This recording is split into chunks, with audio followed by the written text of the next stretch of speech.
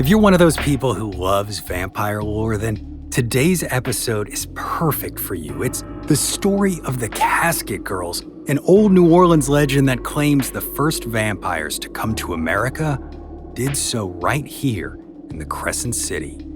And the place where they kept their coffins, well, it's open for tours.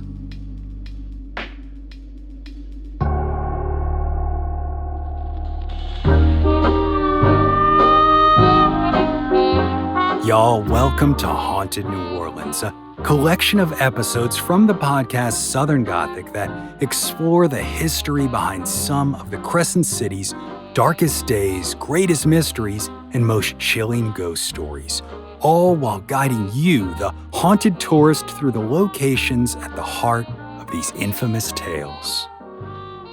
Today, we are of course going to start our journey down in the French Quarter. After all, that's what most folks think about when they start making plans to visit New Orleans, right? Especially haunted ones. Because the thing is, you cannot walk more than half a block down here without passing a building that has some sort of legend attached to it. And in many cases, most folks who walk past those places have no idea of the history of what really happened there. So that's what this show is all about. It's connecting legends with places and telling you how to go and experience it for yourself. Now, today's story is the first in a 3-part series that we aired back in 2018 called The Birth of a City. And as you'll soon hear, what we did was go through the history of how New Orleans came to be chronologically, while at the same time exploring some of the earliest pieces of folklore intertwined with that first century of the city's existence. And of course, as some of you might already know, and others are going to find out, a lot of people believe that it was in those very first years under French colonial rule that vampires came over to North America for the very first time, right here in New Orleans. Now, obviously, for years, this city has had a deep relationship with vampire lore, and whether that's because today's story really is true or because Anne Rice was really good PR for the undead. And I mean, y'all have heard of Interview with the Vampire, right? I can't tell you exactly which came first. It's sort of the chicken or the undead type thing. But what I can tell you is that it all starts at a place you would not expect. It's called the Ursuline Convent, and it sits at 1100 Chartres Street. That's right. What I'm going to tell you about where vampire lore starts is actually a building built for Catholic nuns. But look, I'm not going to go into all the history of the place. That'll be in today's episode. Instead, I want to tell you about how to go and visit this location for yourself if you want to immerse yourself in the lore while you're visiting the quarter. You see, the Ursuline Convent is about 4 blocks east of Jackson Square and the St. Louis Cathedral, in the heart of the French Quarter. You can absolutely walk there, and it is in fact the oldest surviving building in the Mississippi River Valley. Crazy, right? And as such, it is a stunning example of the architecture of the French colonial period in the United States. It's a beautiful, tall, white building that kind of stands in contrast to all those more stereotypical, like big, easy energy things around it. The building itself ain't home to nuns anymore, but it is open to the public as a museum as part of the Catholic Cultural Heritage Center, and alongside the iconic St. Louis Cathedral that we're going to talk about in a future episode. Now, I know what you're thinking. I came to New Orleans for spooky and vampires, and you're sending me to a Catholic museum. Well, yeah, sort of, but I promise the museum really is worth seeing, as well as the beautiful chapel that's attached to it. And after you hear the story today, when you walk through the garden in the courtyard, and you stop and you stare up at the 3rd floor dormers that are shut, and they've always been shut, not to give too much away, you're going to understand why I sent you here. But I digress. The museum itself features several exhibits, and as of today, the biggest one is actually on the city's iconic cemetery. So, yeah, you guys might dig going to the Catholic Museum, all right? And tours of it are available on Monday, Thursday, Friday, and Saturday at 10 a.m., 11 a.m., and 1 p.m. Now, these tours begin at the Chartres Street Gatehouse, and once you enter, you're going to follow on through that beautifully manicured garden, checking out those dormers up there, into the main building. And when you get inside, I want you to stop and take note because that's where you're going to find the historic cypress staircase that you're also going to hear more about in the episode that I'm about to play for you. And the staircase may or may not have been used by these here mythic undead creatures 3 centuries ago. It's up for you to decide. Now, as for talk of the vampires while you're there, well, as you might expect, they don't really take you up to the 3rd floor on the tour where much of today's story takes place, which I know it's a little disappointing, but if you do want to get deeper into the story while you're there, take a local ghost or vampire tour. I guarantee they will bring you by this spot at night. How could they not, right? So y'all, without further ado, laissez le bon temps rouler.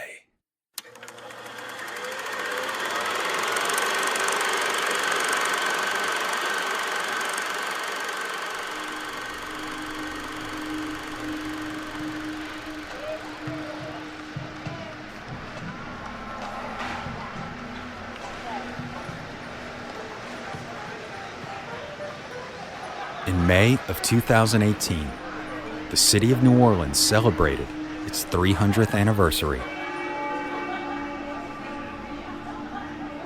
Once merely a small French outpost in the bend of the mighty Mississippi River, it is now the home to a vibrant culture with a vast array of ethnic and multilingual roots, unlike anywhere else in the United States. New Orleans' long, winding history is defined not only by the rapidly changing colonial governments that shaped it, but also its people's never-ending attempts at survival amidst tragic fires, horrific plagues, and vicious hurricanes.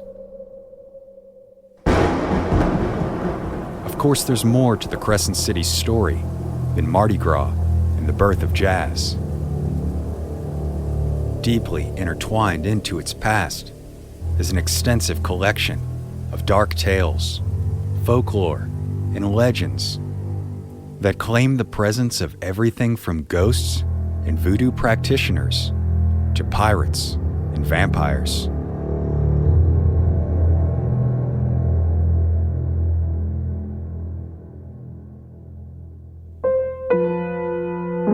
Today, no structure embodies the earliest roots of these dark tales more than the Ursuline Convent, which still sits on Chartres Street and is one of the oldest buildings still standing in the city's historic French Quarter.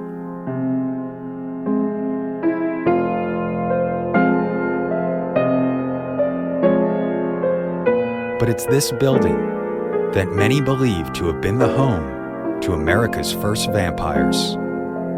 Mythic creatures, said to have grown tired of the old world, stowed away on ships of young women sent from France to marry its colonists and help populate this young city.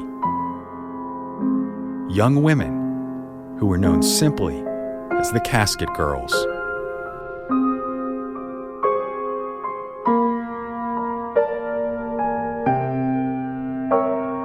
My name is Brandon Schexnayder, and you are listening to Southern Gothic.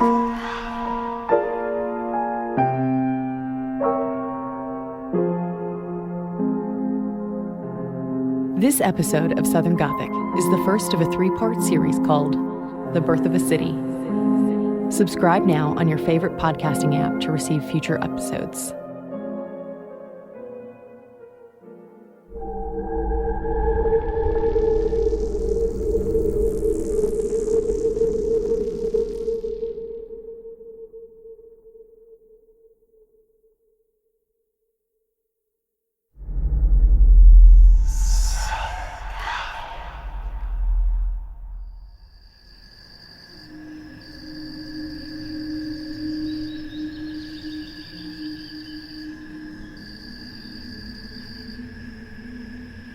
In 1717, Jean-Baptiste Le Moyne, Sieur de Bienville, the governor of the French colony of Louisiana, requested permission to build a new capital city at a location he found on the mouth of the Mississippi River.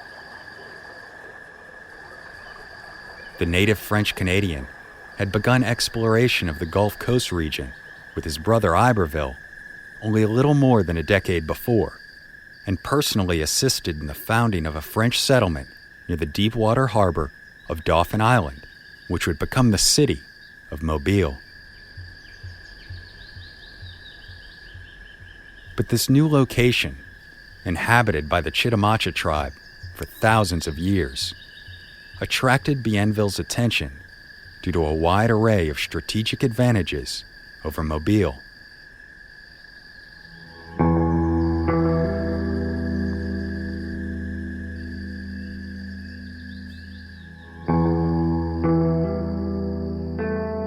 Not only was this new territory nestled in the crescent bend of the lower Mississippi, protecting it from frequent hurricanes and flooding, but its location between the river and Lake Pontchartrain made it central to trade routes between the French's colonial settlements.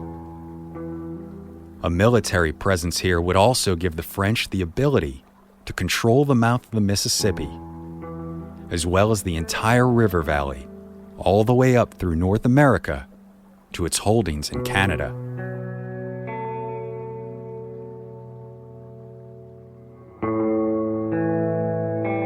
Bienville named his new city La Nouvelle-Orléans, or simply New Orleans.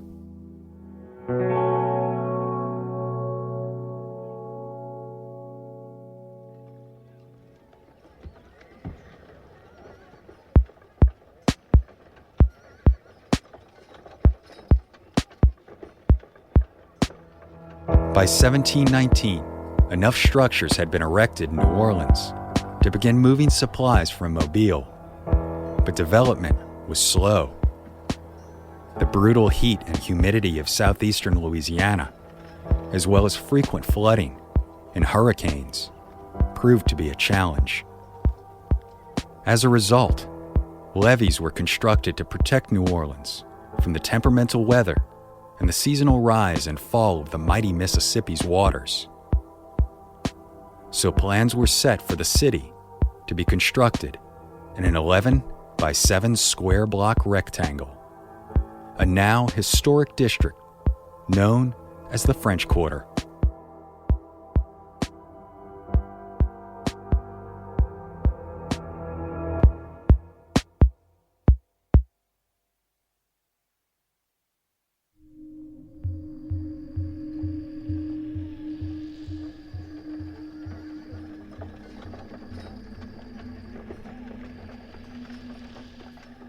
Despite Bienville finally moving the colonial capital in 1723, the early population of the city was less than desirable.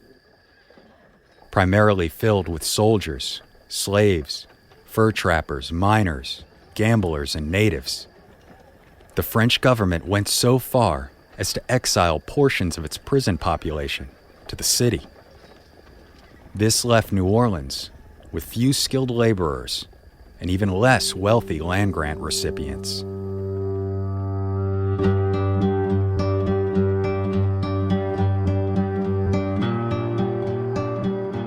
Scottish economist John Law had a vested interest in rectifying this problem. Wars waged by King Louis XIV had left France's economy and finances in dire straits. As a result, Law convinced the crown to consolidate trading in Louisiana into a single monopoly, whose shares would then be sold in order to stimulate France's economy back home. Law was then placed in charge of the endeavor, which became known as the Mississippi Company. And in 1721, he was able to convince hundreds of German farmers to migrate to the region and set up farms along the river north of the new city. These farms helped provide stability to the territory, but Law had promised investors a thriving population, and he knew that the territory needed growing families to be successful.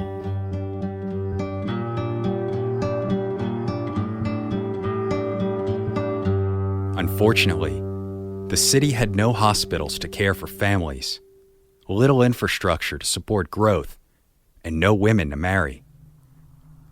So in 1726, Law and Bienville made an appeal to King Louis XV, who then called upon the Ursuline nuns to travel to New Orleans with the mission to provide a solid education to young women meant to marry, build families, and help civilize the New World.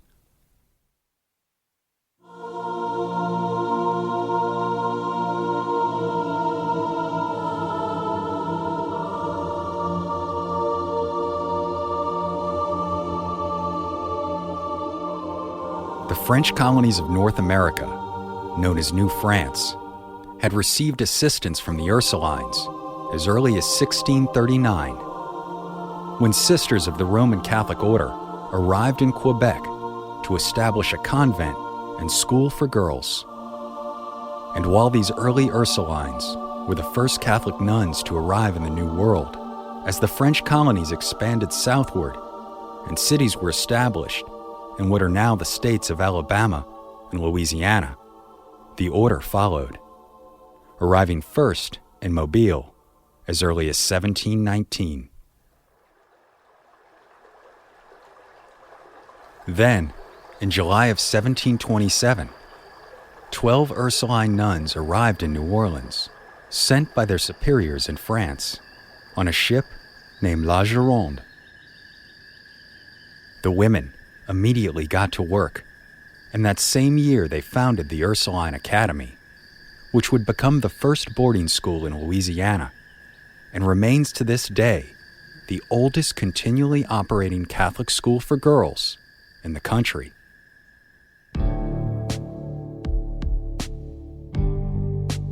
But they did more than educate the girls of New Orleans. Over the years, the Ursulines gained a reputation for being saviors of the city. They also ran an orphanage and built one of the city's first hospitals. They tended to the sick through various yellow fever epidemics and malaria outbreaks. Old New Orleans folklore even claims that it was the prayers of the Ursuline sisters themselves that saved New Orleans not once, but twice in its early history. First, during a devastating fire in 1794, when winds suddenly shifted and the convent was spared from the flames. And second, in 1815, when during a prayer service, word was received that the Americans had successfully defeated the British at the Battle of New Orleans. Erected between 1748 and 1752 on Chartres Street, the Ursuline Convent is not only one of the oldest structures still standing in the city, but it is also one of the only buildings still remaining from the era of French Louisiana. This convent was actually the second built by the Ursulines in New Orleans, having been constructed to replace their first building, which was built upon ever-shifting swampland. That first convent, which was completed in 1734, was rendered uninhabitable in only a decade, as the soft ground caused the walls to move and floors to sink into the muck. A curving cypress staircase was all that could be saved from the first convent when it was relocated to the newer Chartres Street building, where it still stands today. The staircase remains one of the oldest surviving architectural pieces in the Mississippi Valley. But the tale of the Ursulines, saviors of the city, also takes a dark turn. For it's what was, and still might be, hidden behind the walls of this convent that is one of the most mysterious parts of its long history.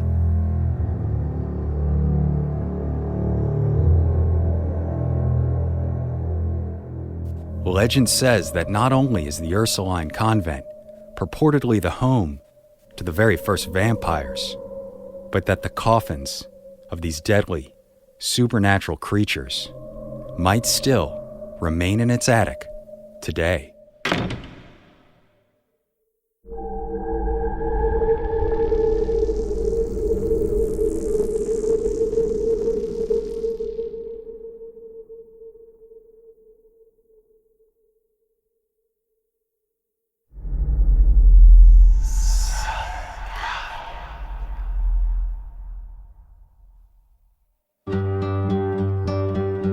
The French had been sending young single women of marrying age to its colonies in North America since 1634, when 100 women, known as les filles mariées, or marriageable girls, were sent to New France for this purpose. And by 1663, a stream of approximately 800 more women, known as les filles du roi, or the King's Daughters, would begin to immigrate to Montreal and Quebec.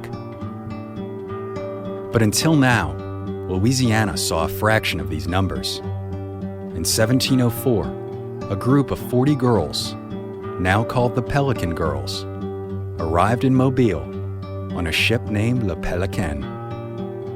They were then followed by a group of orphans, prisoners, and impoverished girls between the ages of about 14 to 20, who were sent to Biloxi in 1721. Then, in 1728, after repeated appeals from Bienville and John Law, the Company of the Indies would do the same for New Orleans, sponsoring girls to be sent to the colony. These girls would become known as Les Filles à la Cassette, or quite simply, Caskett Girls.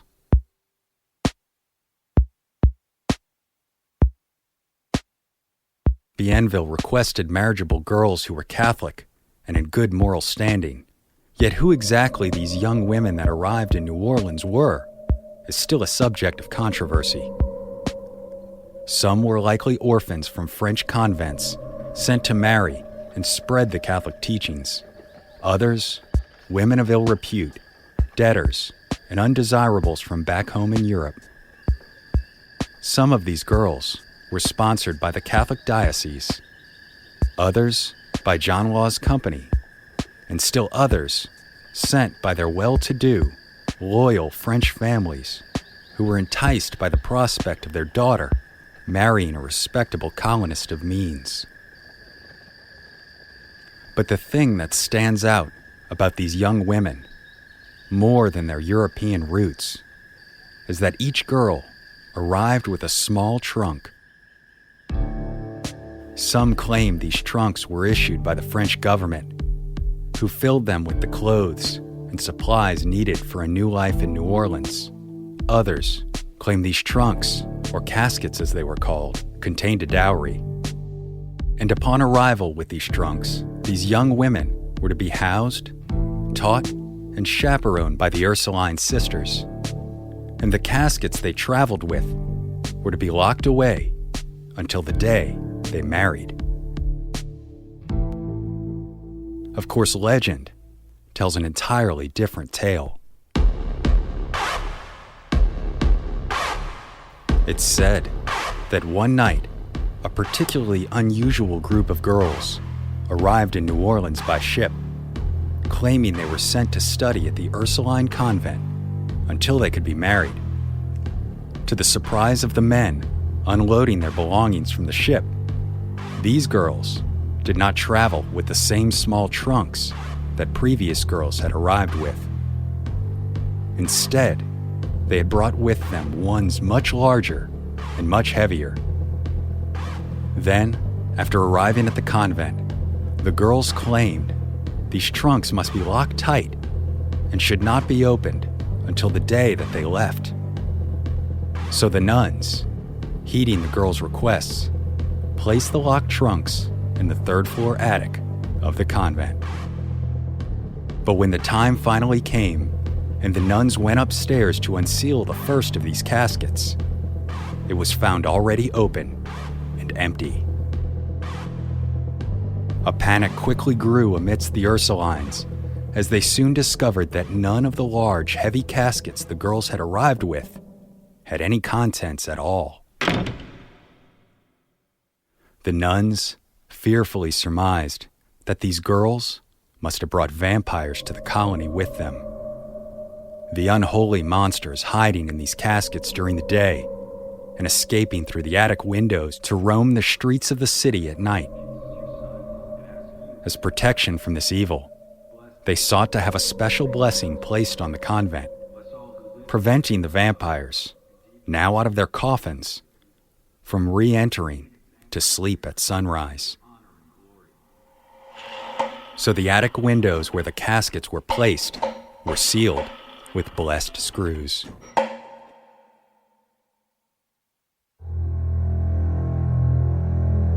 To this very day, New Orleans folklore still claims that vampires, tired of the old world, came to the city in these chests, stowed away on the ships that carried these girls. Yet others believe that it may have in fact been the girls themselves who were the vampires. And when their activities in France caught the eye of the Pope, they escaped to New Orleans.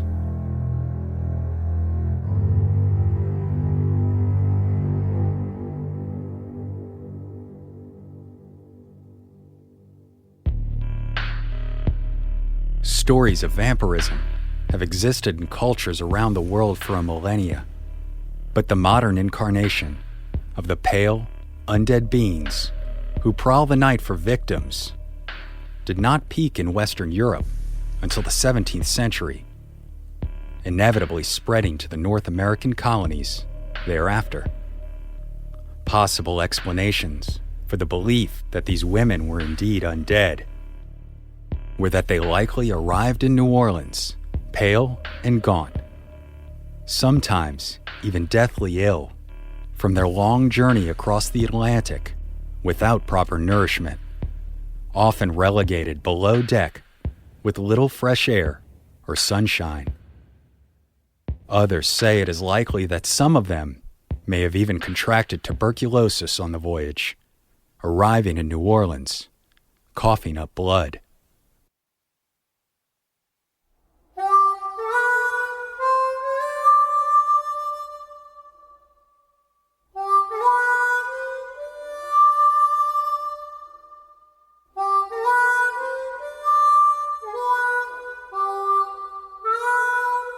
Stories of vampires in New Orleans have flourished for more than 250 years in the back alleys and crime-ridden streets of a city with a perpetually high murder rate, unexplained disappearances, and mysterious deaths. Yet it's unknown when these tales, attributing the supernatural to the Caskett Girls, actually began. And in reality, it is likely merely a product of misunderstandings and translation. The word casket, as a synonym for coffin, is an American creation, dating to the early 19th century. So when the French term "les filles à la cassette" was translated to Caskett Girls, it allowed for American imaginations to run wild. In fact, historically, the first definition of casket was merely a small box, often of costly make, for valuables. Yet these stories have persisted, and some still claim the trunks of the original Caskett Girls are still hidden away in the attic of the convent today. But even then, the building central to this legend was not actually completed until 1734, long after the Caskett Girls are said to have brought vampires to the city. Additionally, the mysterious third-floor attic of lore was actually home to 6 rooms that housed orphans being cared for by the sisters, and was not actually used as storage for the dowries of these young ladies. Of course, as centuries went on, the legend continued. It's believed that between 1918 and 1934, Catholic Archbishop John William Shaw even attempted to put a stop to these tales, ordering the heavy shutters on the 11 attic dormer windows of the old convent to be closed and sealed permanently. His successor, Archbishop Joseph Francis Rummel, is then said to demand that they be secured even further with 8,000 blessed screws. Unfortunately, these attempts only helped further cement the tale in local lore.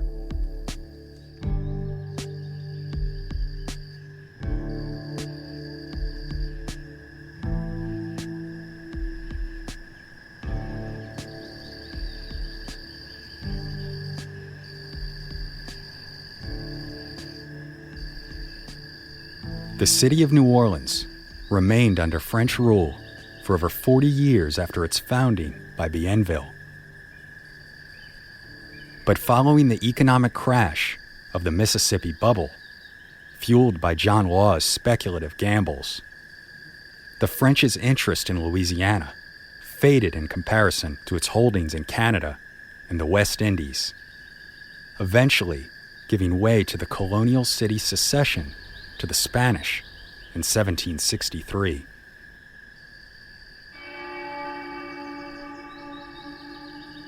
But the Ursulines remained, and today the old convent serves as both ecclesiastical offices and a repository for the archives of the Catholic Archdiocese of New Orleans.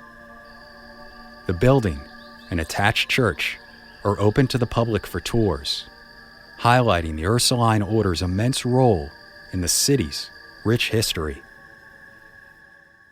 And although vampires may not actually call the attic of the Ursuline Convent home, many do still claim that if you pass the building at night, you can feel eyes peering down at you from its shuttered third-floor windows. Echoes of the treacherous origins of a young city that upon arriving to in 1727, less than a decade after its inception, 23-year-old Ursuline's sister, Marie Madeleine Huchard, once wrote, "The devil has a great empire here. Not only do debauchery, bad faith, and all other vices reign here more than any other place, but they do so with abundance."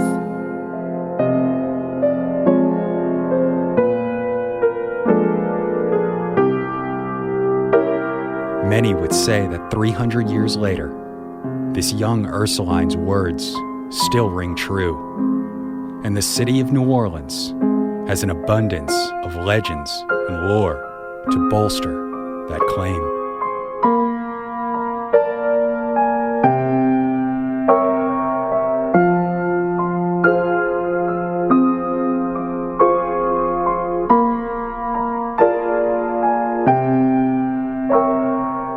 My name is Brandon Scheck-Snyder, and you've been listening to Southern Gothic.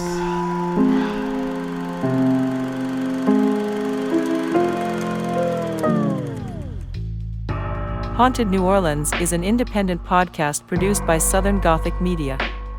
If you enjoy this episode, be sure to follow Southern Gothic's main feed on your favorite podcasting app.